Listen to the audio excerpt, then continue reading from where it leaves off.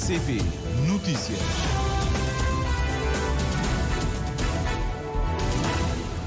São 19 horas em Cabo Verde.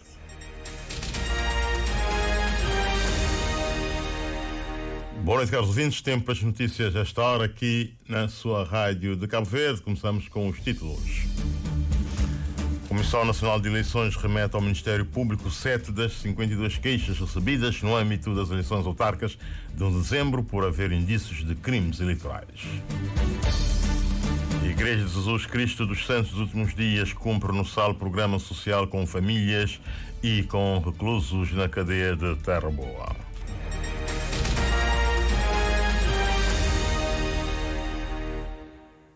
Vamos ao desenvolvimento. A Comissão Nacional de Eleições remeteu ao Ministério Público 7 das 52 queixas recebidas no âmbito das eleições autárquicas de 1 de dezembro por haver indícios de crimes eleitorais previstos no Código Eleitoral. Uma denúncia da UCID contra a Câmara Municipal de São Vicente, acusado de legalização de terrenos durante a campanha eleitoral. A queixa do MPD contra o candidato PCV à Câmara Municipal da Praia, Francisco Carvalho, alegando violação do dever de imparcialidade e neutralidade com o lançamento do projeto de construção do Centro de Emergência Canina. Uma queixa do MPD contra a Câmara dos Mosteiros por alegado favorecimento da candidatura do PCV, além da denúncia do PCV contra a aprovação de subsídios de regresso às aulas. Outra queixa encaminhada ao Ministério Público é a acusação do MPD em São Vicente contra o candidato da UCID, António Monteiro, e o Movimento Socorros por alegados crimes de calúnia e difamação contra uma candidata do MPD. No total são 7 queixas envolvendo o uso indevido de bens públicos nas campanhas eleitorais, a violação do princípio de neutralidade e imparcialidade e infrações à lei de propaganda eleitoral. Na recente conferência de imprensa de proclamação dos resultados, a Presidente da Comissão Nacional de Eleições, Maria do Rosário, havia dito que iria encaminhar ao Ministério Público as queixas recebidas e cuja gravidade recomendasse na expectativa de que alegações merecerão toda a atenção daquela autoridade competente. São certamente alegações graves e que a Comissão Nacional de Eleições aguarda com elevadas expectativas que os órgãos competentes, neste caso o Ministério Público e os tribunais, portanto, consigam fazer as investigações e resolver cabalmente, portanto, essas alegações. E precisam, portanto, ser resolvidas por forma a que esse tipo de alegações, se não encontrarem fundamentos de fato, portanto, não se venham a repetir em futuros ciclos eleitorais, na medida em que são alegações que fragilizam, põem em causa a credibilidade e a confiança do processo eleitoral.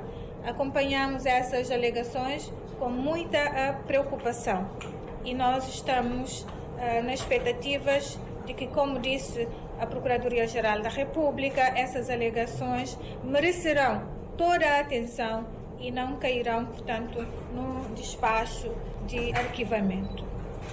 Das 52 queixas recebidas e apreciadas pela Comissão Nacional de Eleições, 29 estão relacionadas com a violação dos deveres de neutralidade e imparcialidade, seguidas por denúncias de propaganda eleitoral. 26 foram apresentadas pelo PCV, 17 pelo MPD, 4 pelo CID, 1 pela candidatura independente SSAT e 4 por cidadãos que denunciaram aquilo que consideraram violações do Código Eleitoral. A eleição do novo primeiro vice-presidente da Assembleia Nacional, na sequência da saída de Armindo Luz, que foi eleito presidente da Câmara da Ribeira Grande de Santo Antão, parece bem encaminhada. Do lado do MPD, partido que suporta o governo e que tem maioria no Parlamento, parece que a escolha já foi aprovada. A fazer fé nas palavras da deputada Vanusa Barbosa, o nome de Manuel Barbosa já foi aprovado pela maioria dos deputados do grupo parlamentar do MPD. O grupo parlamentar tem a sua autonomia de escolha. Neste caso concreto, o primeiro vice da Assembleia é indicado pelo grupo parlamentar do MPD, por ser a maioria. Portanto, fez-se um processo natural de votação e acredito que tenha-se feito, fez-se aquilo que devia ter sido feito, daquilo que resultou da maioria da votação dos deputados. E, obviamente, nós estamos aqui neste momento para falar sobre as questões que têm a ver com a mensagem de Natal do Sr. Primeiro-Ministro, Se calhar numa outra oportunidade poderíamos trazer esta questão, sendo certo que cabe ao grupo parlamentar fazer essa escolha e foi feita.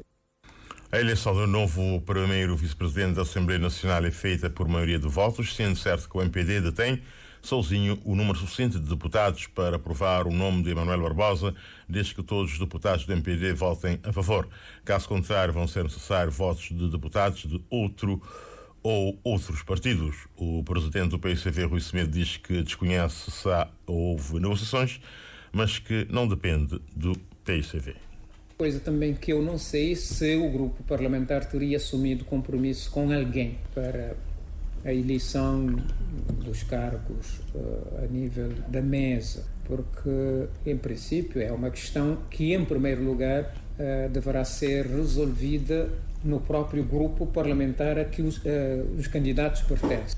O lugar de vice-presidente é da maioria. É a maioria que indica, e a maioria, neste caso, até tem número de deputados suficiente para fazer eleger o vice-presidente. É a maioria absoluta, portanto, tem número de deputados suficiente para eleger o primeiro vice-presidente, independentemente do posicionamento do PSV. Portanto, aí o grupo parlamentar irá analisar, mas a responsabilidade é, em primeiro lugar, do próprio grupo parlamentar do MPD. Mas não depende de compromissos. Não depende de compromisso, porque tem maioria suficiente para votar e, nesse caso, não vejo o que é que se poderá esperar do PSV, mas o grupo parlamentar deverá saber melhor e terá melhores e mais informações do que eu. A eleição do novo primeiro vice-presidente da mesa da Assembleia Nacional deve acontecer no próximo mês de janeiro. Uma importante iniciativa internacional está em busca de aprimorar a gestão de produtos químicos e resíduos em pequenos estados insulares em desenvolvimento. Trata-se do programa GEF Land, Fundo Ambiente Global, que abrange diversas regiões do globo, incluindo Cabo Verde, Guiné-Bissau e São Tomé e Príncipe.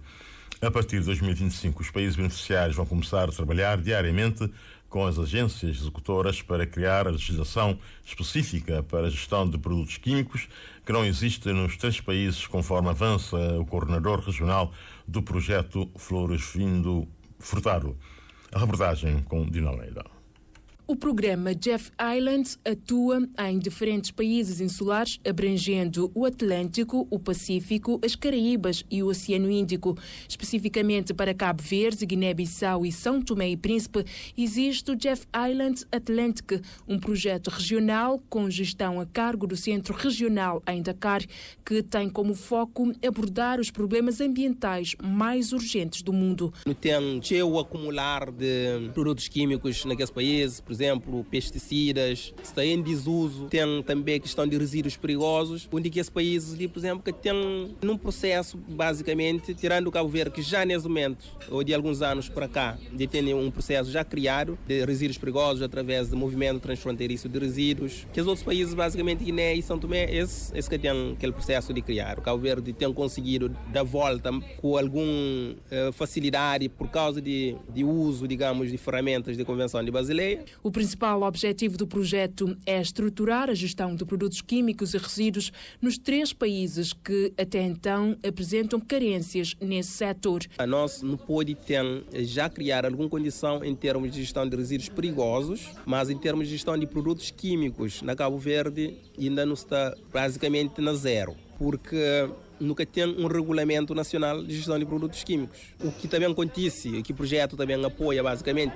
é de que as primeiras atividades que também serão implementadas no início de 2025 é precisamente para apoiar o país na criação de condições legais e institucionais para a gestão de projeto. Ou seja, tem que fazer uma análise de o que existe em termos legais. A partir do momento que aquele processo termina, o país também apoiar na criação de leis e regulamentos para melhorar a gestão de produtos químicos. O projeto, que está em fase de implementação com a criação de equipas técnicas regionais e nacionais, vai a partir de 2025 trabalhar a questão da legislação específica para a gestão de produtos químicos nos 3 países. E nenhum destes 3 países que tem legislação para a gestão de produtos químicos. Ou seja, se você tem legislação, ou seja, isso significa que você tem nada, basicamente, que está norte a processo de gestão de produtos químicos. Portanto, quer dizer que tem que dar alguns passos no sentido de Cabo Verde ainda otimiza esses processos e traz ainda mais benefícios daquilo que existe. O programa, que representa um importante avanço para a gestão ambiental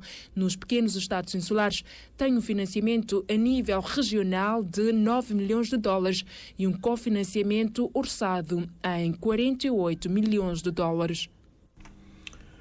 O economista António Batista admite que a subida das taxas de juro anunciada pelo Banco de Cabo Verde poderá permitir a redução das despesas dos cabo-verdianos e a atração de mais remessas de imigrantes.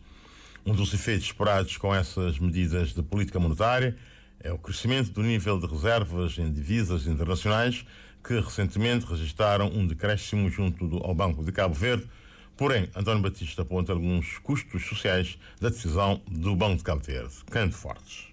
O académico reconhece a importância da taxa de juros como instrumento essencial que o BCV tem à disposição para definir a política monetária do país, mas esclarece que não é uma variável neutra. Vai reduzir investimentos, vai tornar mais caro o acesso ao crédito para as famílias, para as empresas. A taxa de juros, ao aumentar, vai reduzir a sobrevivência de muitos negócios que têm taxa de rentabilidade muito baixa. Entretanto, são medidas necessárias, ok? Eu deixo claro isso. Eu vejo que tem implicações, mas okay, o que nós temos é a ferramenta que o Banco Central tem e, infelizmente, tem custos, né? É uma opção que é o que o banco faz. No seu comunicado para explicar o aumento das principais taxas de juro, o Banco de Cabo Verde refere que no terceiro trimestre de 2024 as contas externas ficaram marcadas por uma redução das transferências financeiras para o país, resultante da queda no investimento direto estrangeiro e do aumento dos ativos líquidos dos bancos no exterior. O economista António Batista admite que a medida anunciada pelo Banco de Cabo Verde poderá permitir a redução das despesas dos cabo-verdianos e aumentar os depósitos de imigrantes. Um aumento nas taxas de juros das transações passivas, por exemplo, de imigrantes que querem aumentar o seu depósito aqui em Cabo Verde, ela é bem-vinda e acontece. Acontece porque maior taxa de juros na remuneração, mais vontade, digamos assim, esses imigrantes têm em deixar dinheiro depositado aqui e, de certa forma, vai resolver esse problema que o Banco Central tem identificado. Tem remessas que vêm para questões de investimentos de curto prazo de imigrantes e tem uma parcela que fica depositada. Esse, sim, vai ser incentivado com essa estratégia. Taxa de juros é um custo. É um custo para quem vai tomar crédito, vai ficar mais caro, o consumo vai diminuir e essa diminuição do consumo, o orçamento da família é único. Se ele aumenta a prestação com carro, com casa, obviamente que o rendimento disponível, né, o dinheiro que sobra é muito pouco. Então, obviamente, vai afetar o consumo de curto prazo. Eu acredito nisso e acredito também que o Banco de Cabo Verde foi orientado nessa direção, de que aumentando a taxa de juros diminui o consumo e essa diminuição do consumo vai fazer com que a inflação seja contida, né? Analista António Batista, na sua avaliação da decisão do BCV, tomada no dia 19 de dezembro último, no sentido de aumentar as suas principais taxas de juros em 50 pontos base, com efeitos a partir de 1 de janeiro. De recordar que, segundo dados do Banco de Cabo Verde, se no final de 2023 o estoque de reservas internacionais líquidas garantia 9,4 meses de importações, para o ano de 2024 passou a garantir 5,6 meses das importações estimadas de bens e serviços, o que traduz uma redução de 3,8 meses dessas mesmas importações. A ProPraia aponta urgência no descongestionamento do trânsito na cidade da Praia. A gestão do tráfego na cidade capital foi novamente destacada como uma prioridade urgente pelo presidente da ProPraia, José Jorge de Pina, nesta quinta-feira. Segundo o líder da organização, o congestionamento no centro da cidade, especialmente na área do platô, tem gerado imensa insatisfação entre os cidadãos e é um dos principais desafios que a capital enfrenta atualmente. Entre as propostas de solução destacam-se a construção de novas vias, viadutos e até túneis, medidas que têm sido defendidas pela ProPraia, afirma José Jorge de Pina. Com o aumento contínuo do número de veículos e o crescimento da população, a ProPraia reafirma que o descongestionamento de trânsito deve ser uma das principais prioridades para a administração pública no próximo ano. Edneia Barros. A cidade da Praia continua a crescer enquanto as soluções para a mobilidade não avançam, critica o presidente da ProPraia.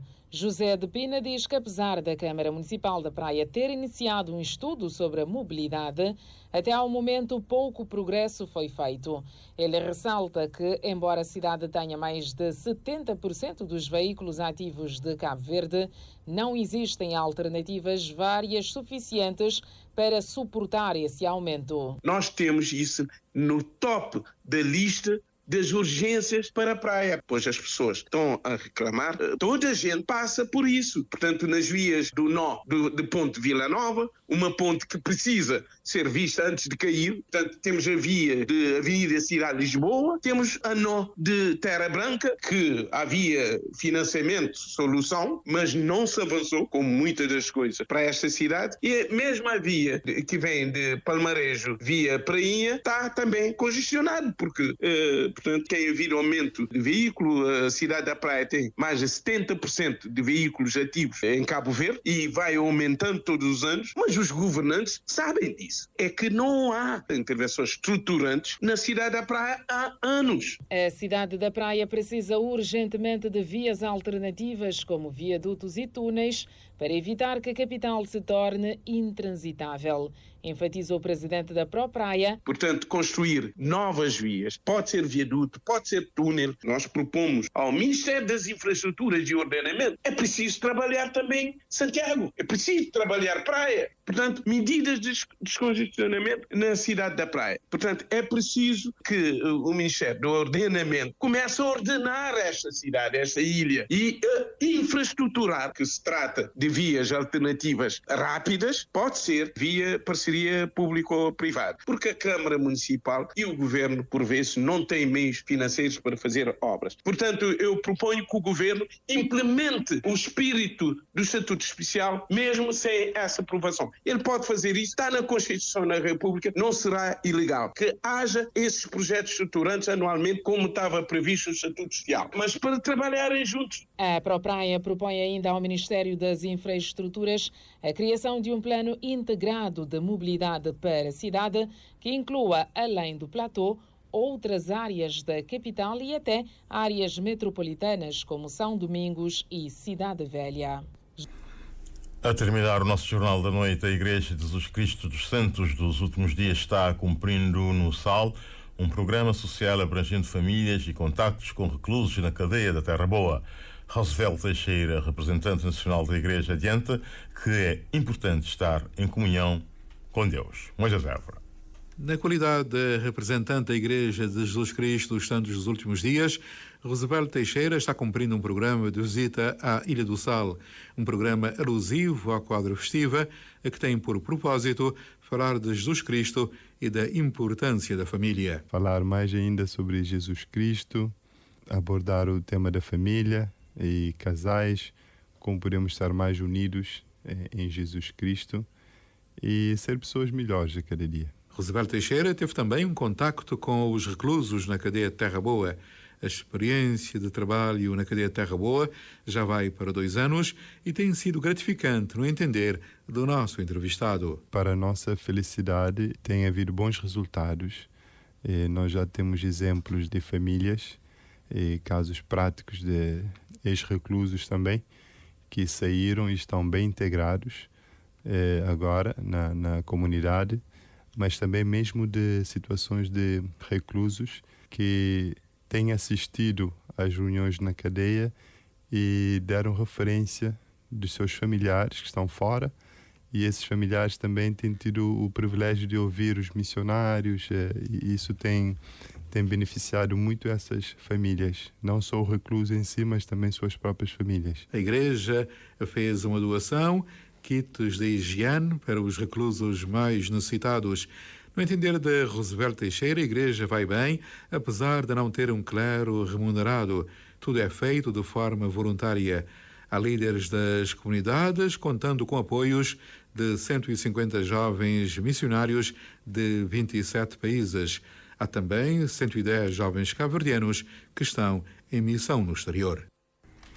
19 horas, mais 20 minutos, sensivelmente. Chegamos ao fim do Jornal da Noite de hoje, dia 26 de dezembro de 2024. Os caros ouvintes, votos de muito boa noite e boa sintonia com a sua rádio de Cabo Verde. Boa noite.